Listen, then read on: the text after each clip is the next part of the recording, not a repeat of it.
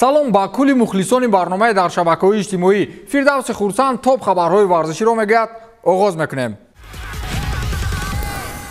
дирӯз дар шабакаҳои иҷтимоӣ хабари ба садамаи нақлиётӣ дучор шудани футболбози машҳур Криштиану Роналду чарх мезад ва то дақиқ расонаӣ шудани ҷузъиётҳои ин хабар баъзе мухлисони футбол аллакай таъзияи худро ба наздикони португалӣ расониданд. баъдан маълум шуд ки Роналду не балки як муҳофизи 37-солаи футболбоз бо автомашинаи Криштиану ба садама дучор гардидааст. хулас мешавад ки таъзиябаёнкуниро идома бидиҳем, чун он автомашинае ки муҳофизи Роналду садамааш кардааст таи $2 миллион нарх доштааст. гап сари Бугатти Вейрон меравад ки ба нақли худи футболбоз мошини дӯстдошта ва қиматтарини ӯ буд. гуфта мешавад ки Роналду ҳамроҳи аҳлу оилааш ҳоло дар ҷазираи Майоркаи Испания ба истироҳат машғул аст ва Бугатти Вейрон яке аз он автомашинаҳое ба ҳисоб меравад ки бо чанд мошини дигари автопарки худи футболбоз ба Испания бурда шудааст. муҳофизи 37сола дар як ҳолат аз уҳдаи ҳаракати роҳ набаромад ва ба як биное бархӯрдааст ки дар натиҷа касе осеби ҷиддӣ надид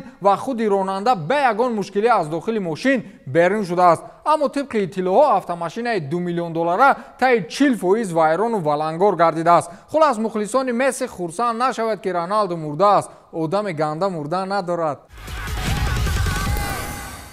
гапу овозаҳои расонаҳои иттилоотӣ дар мавриди даъват шудани Зинедин Зидан ба курсии сармураббигии дастаи ПСЖ ба куллӣ дурӯғ будааст. ин ҳам дар ҳолест ки чанд вақти охир пойгоҳҳои мӯътамади варзишии аврупоӣ дар он хусус менавиштанд ки Зидан аз ҷониби намояндаҳои ПСЖ ба ҳамкорӣ даъват гардидааст ва ҳатто ахиран хабарҳое пайдо шуданд ки гӯё фаронсавӣ пешниҳоди раҳбарияти дастаи парижиро рад кард ва аз кор дар курсии сармураббигии дастаи ПСЖ даст кашид. агар ба расонаҳои иттилоотӣ бовар нею ба худи президенти бошгоҳ Носир Алхелайфӣ бовар кунем, чунин пешниҳод аз ҷониби даста ба Зидан ҳеҷ гоҳ набуд. ҳатто ба ҳадди як ҷумла онҳо даҳон боз накарданд. Алхелайфӣ гуфтааст ки ман як чиро ба шумо мегӯям, мо тамоман бо Зидан гап назадем, ҳеҷ гоҳ бо ӯ мустақиман ва ё тавассути шахси сеюм мо робита накардаем. зиёде аз дастаҳо бо ӯ кор кардан мехоҳанд, ҳатто мунтахаби Фаронса, вале мо ҳеҷ гоҳ ӯро барои ҳамкорӣ даъват ҳам накардем ва дар ҳушу хаёламон ҳам набуд. иброз намудааст Носир Алхелайфӣ, президенти бошгоҳи ПСЖ. вале агар ба журналисти машҳури RMC Sport Даниэл Риоло бовар намоем, пас метавонем боз Алхелайфиро ба дурӯғгӯӣ муттаҳам намоем. ӯ гуфтааст ки Алхелайфӣ дар ин бора куллан дурӯғ мегӯяд. ӯ ҳамин рӯз бо Зидан буд ва мураббӣ барои охирин бор пешниҳоди ӯро рад кард ки ин ба президент писанд наёмад. аз ин рӯ мехоҳад мо ба ӯ бовар намоем, гуфтааст Риоло. агар ман ба ҷои Алхелайфӣ мебудам, ба он ҳама дурӯғҳои гуфтаам боз як дурӯғи дигар илова мекардам. Зидан мураббии зур нест. хавбеки дастаи ПСЖ ва мунтахаби Аргентина Леандро Паредес дар бораи як муноқишаи хеле ҷиддиашон бо Лионел Месси нақл кард ва ба гуфтаи ӯ он вақт Месси ҳатто барои куштани ӯ кӯшиш намуд. аммо ин масъала он гуна ҳал шуд ки гӯё ҳеҷ гап набуд. воқеа замони вохӯрии дастаҳои ПСЖ ва Барселона дар доираи рақобатҳои Лигаи чемпионҳои мавсими 2020-2021 рух додааст. Паредес гуфтааст ки ӯ хеле сахт хашмгин шуд, чунки ман ӯро бо садои паст чизе ба ҳамдастаҳои худ гуфтам ки ӯ фаҳмид. ӯ дарҳол ба сӯи ман кӯшиши ҳамла карданро намуд ва чунон хашмгин ба назар мерасид ки агар меқабид мекушт. хеле ҳолати ногувор буд. Месси куштани маро мехост. ман бошам аз тарс ҳарчи зудтар ба хона мегурехтам то вазъият муташанниж нашавад. баъди чанд вақт мо дар ҳайати мунтахаби Аргентина бо ҳам рӯбарӯ шудем. ман гуфтам акнун ҷанги калон мешавад, вале Месси худро он гуна вонамуд кард ки гӯё ҳеҷ гап нашудааст. ӯ ки будани худро исбот кард. муносибати мо боз мисли қабл шуд. ин ҳолатро баъзан бо Месси ёд оварда механдем, гуфтааст Леандро Паредес. ман бо чанд сухани Паредес розӣ шуда наметавонам. ҳамчун футболбоз Месси ҳоли ҳозир беҳамто аст. ҳеҷ кас мисли ӯ бозӣ карда наметавонад. аммо вақте гап сари ҷангу муноқиша меравад, бовар кунед Месси ба як мушти асҳоби комбайнчина мебарояд.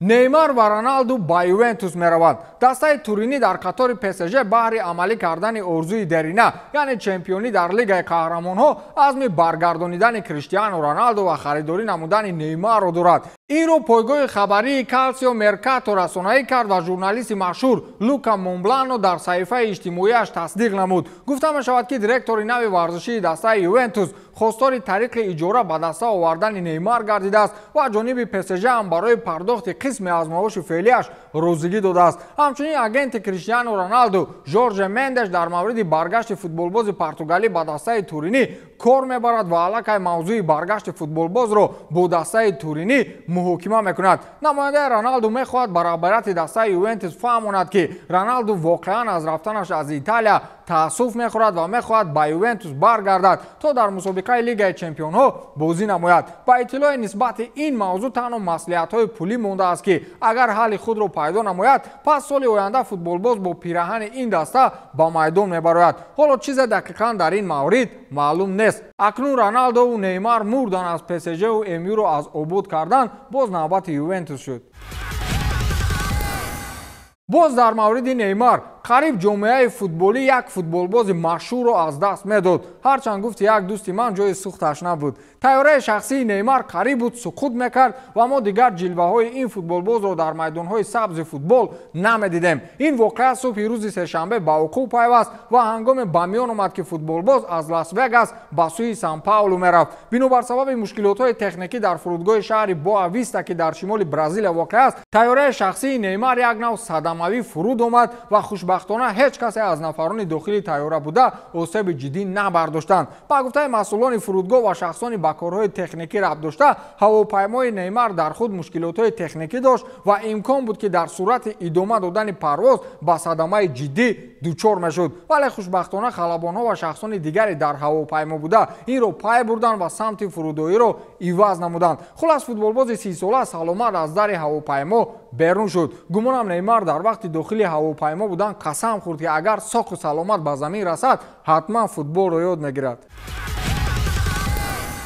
як хабари аҷиб ва хеле муҳим барои онҳое ки барои тамошои бозиҳои ҷоми ҷаҳон 2022 ба қатар мераванд. муддати як моҳи мусобиқа дар мамлакати мазкур барои кулли нафароне ки ба тамошои бозиҳо мераванд анҷом додани амалҳои ҷинсӣ қатъиян манъ карда шудааст ва дар сурати дастгир шудан чунин нафаронро 7 соли паси панҷара таҳдид мекунад. муносибатҳои маҳрамона дар кишварҳои арабӣ аз рӯи қонунгузорӣ қатъиян манъ аст ва барои ин амал ҷазо пешбинӣ шудааст. пойгоҳи хабарии Daily Star дирӯз дар ин маврид хабаре нашр кард ва гуфт ки намояндаҳои полис ҳушдор доданд ки дар сурати анҷом додани алоқаи ҷинсӣ бо ғайри никоҳ одамон ба ҷавобгарӣ кашида мешаванд. алоқаи ҷинсӣ дар ин кишвар комилан мамнӯъ аст. мухлисо бояд ба ин омода бошанд. ёдовар мешавем ки чунин қоида дар таърихи футбол бори аввал аст ки ба миён меояд ва фифа ҳам барои ба дигар мамлакат интиқол додани мусобиқа розигӣ надодааст. хулас қатар танҳо барои тамошои футбол меравед ва дар кӯчаву паскӯчаҳои шаҳри хиёбон аз даст задан ба ишқбозӣ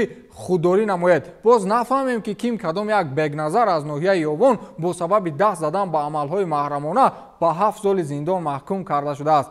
ба ҳамин тамом то дидори навбатӣ хайр.